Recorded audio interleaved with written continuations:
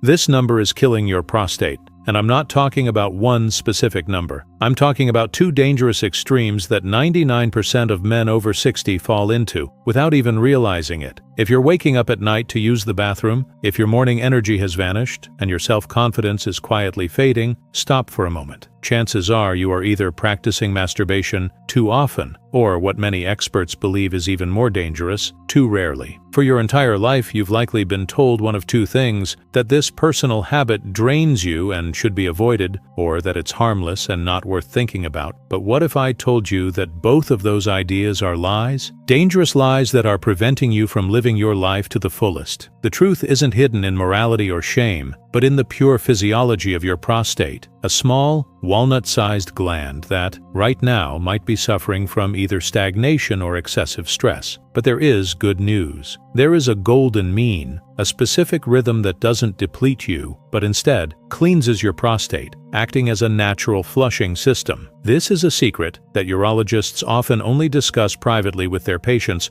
because it goes against outdated societal beliefs. In this video, I'm going to reveal this secret to you. I won't just give you numbers based on the latest Harvard research. I will teach you how to find your personal ideal frequency. And make sure you listen until the very end, because understanding this simple principle could be the most important step you take for your masculine health this year. As a specialist with over 25 years of experience helping men regain control over their health, I want to share knowledge that usually remains behind the closed doors of consultation rooms. Today, we're going on a journey deep inside your body to understand what's really happening with your prostate. We will dissect the two main extremes and the destructive myths associated with them. The myth that too often is harmful and leads to wear and tear, and the equally dangerous myth that complete abstinence is beneficial and conserves your strength. I will tell you about the so-called flushing effect and why it's the key to prostate health. And you must watch this video to the end, because in the finale, I will give you a specific, safe, step-by-step guide based on modern scientific data on how to find your personal golden mean and turn this practice into a powerful tool for wellness. Before we start revealing these secrets, please do one simple thing that will help you continue to receive valuable information to support your health. Right now, click the subscribe button below this video and hit the notification bell. It's completely free and only takes a second, but it guarantees you'll never miss my new videos with crucial advice. And one more thing, so I know this topic resonates with you, please write the simple word health in the comments below. This small gesture is a signal to me that I'm moving in the right direction and creating content that you truly need. Thank you. And now, let's get to the heart of the matter, starting with the most common and dangerous extreme: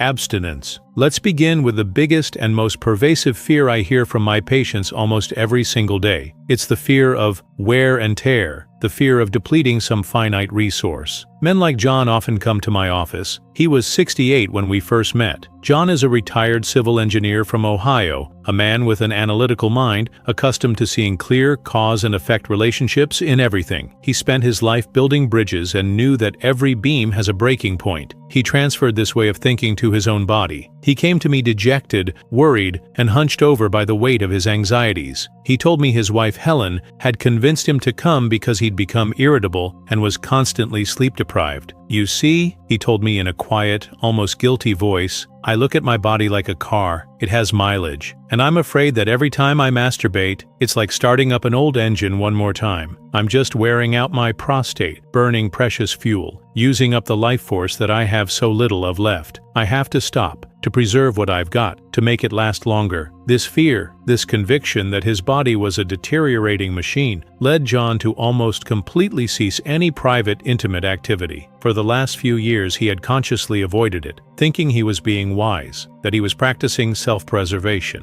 But what actually happened? His symptoms didn't just fail to improve, they worsened catastrophically. His nightly trips to the bathroom increased from 2 to 4, and sometimes even 5 times a night. He would wake up in the morning feeling as if he'd been unloading trucks all night. A nagging, pulling, aching sensation developed in his pelvic area that never went away. His greatest joy in retirement, long car trips to visit his grandchildren in the next state, had turned into torture, because every 40 minutes he had an unbearable urge to find a restroom. The very life energy he was so desperately trying to save seemed to be evaporating before his eyes. John's story is a tragic but classic illustration of how a deeply ingrained myth can lead to the exact opposite of the desired result. The idea of wearing out the prostate from masturbation is perhaps one of the most harmful and dangerous misconceptions in men's health. Allow me to explain why, using a simple metaphor that I hope will permanently change your perspective. Imagine your prostate not as a fragile mechanism, but as a small yet vital mountain stream with crystal clear water. This stream is alive. It constantly, day and night, produces a special fluid, the prostatic fluid. This is its normal, healthy, natural function. This fluid is a key component of seminal plasma. It creates an environment to sustain life. Now imagine that you, like John, decide to conserve this stream. You build a sturdy dam across it and completely block its flow. What will happen to the water? At first, it will simply accumulate. The level will rise. You look at it and think, great, I've saved the water. But a week, a month, a year goes by. Without movement, without flow, without renewal, the water in this artificial pond will begin to stagnate. It will lose its clarity, becoming murky. Silt, old leaves, and various debris will start to collect at the bottom. Algae and bacteria will begin to multiply rapidly in the water. An unpleasant odor will appear. The living, clear stream will turn into a stagnant, foul-smelling swamp. In a way, the exact same process occurs in your prostate during prolonged, chronic abstinence. Prostatic fluid that doesn't find a regular outlet accumulates in the countless ducts and acini, microscopic sacs inside the gland. In this fluid, various substances begin to concentrate: dead cells, metabolic byproducts, and most alarmingly, potentially harmful compounds and carcinogens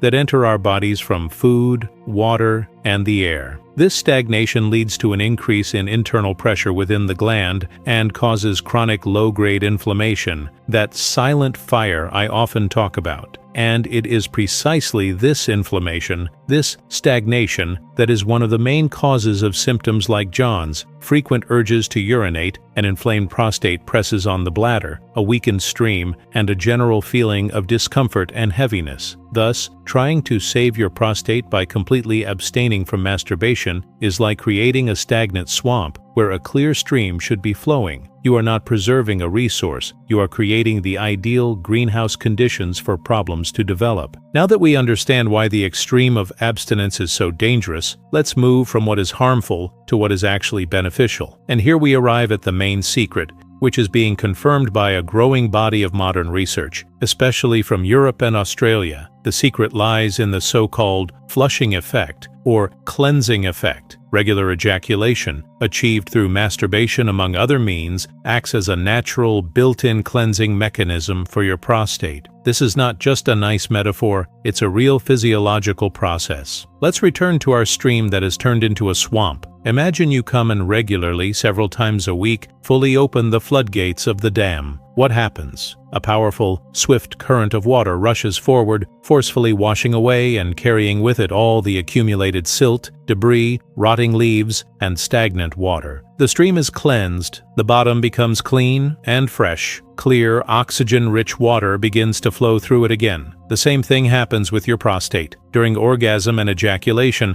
a series of powerful rhythmic contractions of the smooth muscles surrounding the prostate and seminal vesicles occurs. These contractions literally squeeze the accumulated fluid out of the gland, and along with this fluid, the very same stagnant elements are washed out of the delicate ducts of the prostate. Dead cells, protein conglomerates, microscopic calcifications, tiny stones, potential carcinogens, and inflammatory byproducts. It's a kind of hydraulic deep cleaning for your prostate. Allow me to share the story of another one of my patients, Michael. Michael is 71, lives in Florida, is an avid golfer, and loves spending weekends on his boat with his grandchildren. He came to me not with complaints, but with a question. He was an active man, read a lot about health online, and had stumbled upon an article suggesting that frequent masturbation could be beneficial for the prostate, but he was afraid to believe it, worried he might harm himself. The old beliefs, ingrained since his youth, were very strong. He practiced it about once a week, but did so in his own words, with one eye over his shoulder, with a sense of guilt and anxiety, as if he were doing something not quite right. I explained the concept of the flushing effect to him, but used a different metaphor that was very relatable to him as a car enthusiast. I said, "Michael, imagine your prostate is the engine of your beloved car. You wouldn't drive on the same oil for tens of thousands of miles afraid of using it up, would you? Of course not. You know that would kill the engine. You regularly go to the shop and get an oil change. Why? To drain the old, used, black oil, full of wear products, metal shavings, and sludge, and to pour in fresh, clean,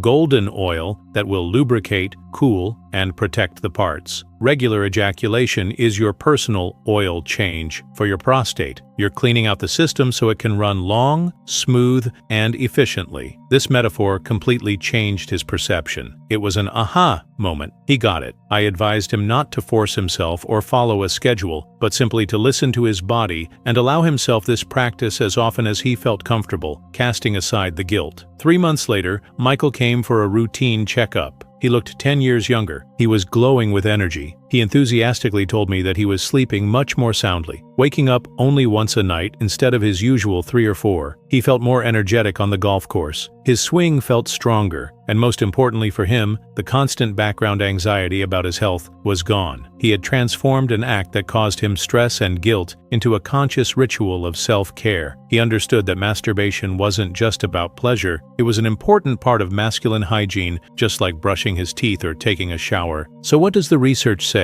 One of the most cited and large-scale studies on this topic was conducted by Harvard University and published in the prestigious journal European Urology. Scientists tracked the health of nearly 32,000 men over 18 years. This is a massive amount of data. The results were astounding and confirmed the flushing theory. Men who reported a higher frequency of ejaculations per month, the category in the study was 21 or more, had a significantly 33% lower risk of developing prostate cancer compared to those who reported a low frequency 4 to 7 times per month. Of course, as a responsible professional, I must emphasize that correlation is not always causation. Many factors affect health, diet, genetics, lifestyle. But the flushing theory is one of the most compelling and logical explanations for these results. By regularly clearing the prostate of potentially harmful substances, you simply don't give them time to accumulate and exert their damaging effects on the delicate cells of the gland. You reduce the likelihood of their prolonged contact with the cell's DNA, thereby decreasing the risk of chronic inflammation and subsequent malignant changes. This is powerful knowledge that liberates you from fear and places a real tool for proactive healthcare in your hands. So, we've debunked the myth about the harm of frequent masturbation and understood the benefit of the flushing effect. Now, the most important, logical, and practical question arises. Okay, so what is the optimal frequency? How many times a week is right? 2, 5, 10? And here we come to another crucial secret, and it concerns the second extreme, excessiveness. The secret is that there is no magic number that is right for everyone. Your body is not a Swiss watch that needs to be wound on a schedule. Your body is a unique, self-regulating biological system, and the foremost expert on your body is you. However, I can give you some guidelines based on clinical practice and the same research. Most data indicates that a range of 3 to 5 ejaculations per week is a golden mean for many men over 60, providing maximum benefit for prostate health without causing any depletion. But I want you to focus not on the numbers, but on the sensations and the quality. Your goal is to find your personal rhythm, your gold standard. How do you do that? Start by observing yourself. Listen to your body. A healthy masturbation practice should bring relaxation, release the tension accumulated during the day, and improve your mood. If, after it, you feel peaceful, calm, if your sleep that night is deeper and more restful, that is a sure sign you're on the right track. It means your nervous system has switched from the stressful fight-or-flight mode to the rest and digest mode. If, however, you feel depleted, squeezed like a lemon, physically exhausted, or if the process itself becomes mechanical, obsessive, devoid of pleasure, as if you're just trying to release pressure, that's a warning signal. It could mean you've either overdone it, or more likely, you're using this practice not for health and relaxation, but as a way to escape from stress, anxiety, or boredom. And that's no longer about health, but about compulsive behavior, which can indeed drain your nervous system. And here, it's critically important to talk not just about how often, but about how. The quality of the process is no less, and perhaps even more, important than the quantity. Let me give you an example of another patient, Robert, 66 years old, from Texas. He'd worked in construction his whole life, a tough man accustomed to brute force and a no pain, no gain attitude. He came to me with complaints of burning, irritation, and discomfort after every time he masturbated. He was convinced he was developing some acute prostatitis or an infection. During our confidential conversation, it turned out that he approached this process the same way he approached hammering a nail: quickly, forcefully, aggressively. He did it with excessive pressure, with almost no lubrication, in a hurry, as if performing an unpleasant chore. I explained to him that he was, in essence, inflicting micro-traumas on himself, causing irritation to the delicate skin and urethra. We discussed in detail a few simple rules of process hygiene. First, atmosphere and relaxation. This practice should be part of your personal time, your relaxation, not a source of new stress. Find a time when no one will disturb you. Second, and this is critically important, use a quality lubricant. Never, I repeat, never use soap, shampoo, shower gel, or saliva. Their chemical composition and pH are completely unsuitable for this purpose. They dry out the skin, disrupt the natural balance, and can cause severe irritation and even chemical burns. The best choice is a neutral, water-based lubricant available at any pharmacy, or natural, pure oils like organic, cold-pressed coconut oil. Third, gentleness and care. There's no need for force and aggression. Your body is not an enemy to be conquered. It deserves gentle and careful treatment. Pay attention to the sensations. After Robert completely changed his approach, all his unpleasant symptoms disappeared within a week. He was amazed. He realized the problem wasn't in the act of masturbation itself, but in how brutally and incorrectly he was performing it. And finally, I want to touch on the most invisible, yet most powerful factor that can negate all the benefits: the feeling of guilt. For many men of your generation, who grew up in a different time with different attitudes, masturbation was for decades associated with shame, with a feeling of something dirty, wrong. This feeling of guilt, this inner critic, is the main enemy of your masculine health. When you experience guilt, your brain produces stress hormones, primarily cortisol. Cortisol causes muscle tension, constricts blood vessels, and generally puts the body in a state of alarm. The result is a paradox. You are trying to relax, but a subconscious feeling of guilt triggers a stress reaction in your body, which cancels out all the benefits of the process. Therefore, freeing yourself from guilt is not just a psychological trick. It is a physiological necessity. Understand and accept once and for all, regular conscious masturbation is a normal and healthy part of male physiology. It is an act of self-care. It is prostate hygiene. When you let go of the guilt, you allow your body to receive the maximum benefit from this natural process. Many men also worry, how does this private practice affect their performance with a partner? Doesn't it use up the energy that could be needed in the bedroom with a loved one? This is another myth based on the same idea of a limited resource. In reality, the opposite is true. A healthy, regular masturbation routine can be not an enemy, but the best friend of your intimate life with a partner. Think of it as a workout. You don't stop going to the gym for fear that you won't have the strength to lift grocery bags, do you? No. You go to the gym to become stronger, so that lifting those bags becomes an easy task. The same principle applies here. Regular practice keeps your entire system in good working order. First, it supports healthy blood circulation in the pelvic area. Blood actively flows to the tissues, saturating them with oxygen and nutrients, which is crucial for maintaining a healthy response to arousal. Second, it trains the neural pathways between the brain and the pelvic organs, maintaining their sensitivity and responsiveness. Third, it helps you to better understand your own body, your reactions, which ultimately leads to greater self-confidence. A man who is in harmony with his body, who is not afraid or ashamed of it, radiates a completely different kind of energy. He is more relaxed, more confident, and this confidence is transmitted to his partner, making shared intimacy a much higher quality and more joyful experience for both. Therefore, view this practice not as a substitute for an intimate life, but as its important support, as a way to keep the engine warm so that it starts up instantly when needed. Let's make a clear summary of everything we've discussed today. We have debunked the main myth. Masturbation does not wear out your prostate or deplete your life force. On the contrary, complete abstinence, extreme number 1, can lead to stagnation, inflammation,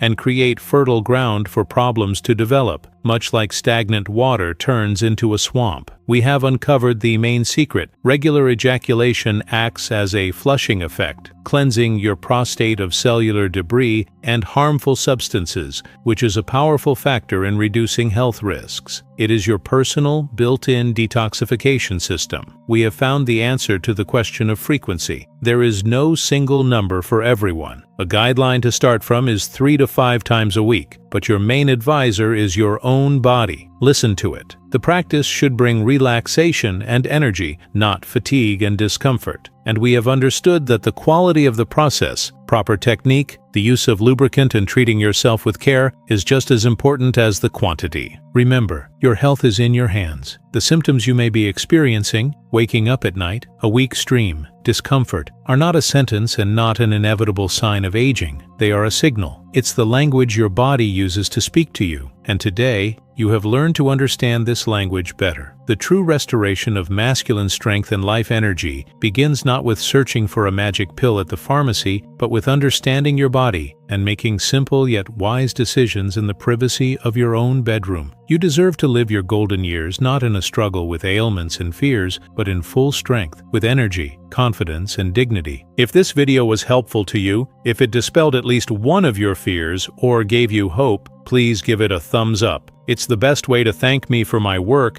and an important signal to YouTube that this video should be shown to other men who are also, right now, looking for answers to these difficult questions. Share this video with a friend or relative for whom this information could be vitally important. And please, write in the comments what thought or story from this video was the most important or surprising to you. I personally read all of your comments and greatly value your opinions and your experiences. Take care of yourselves, look after your health, and I'll see you in the next video.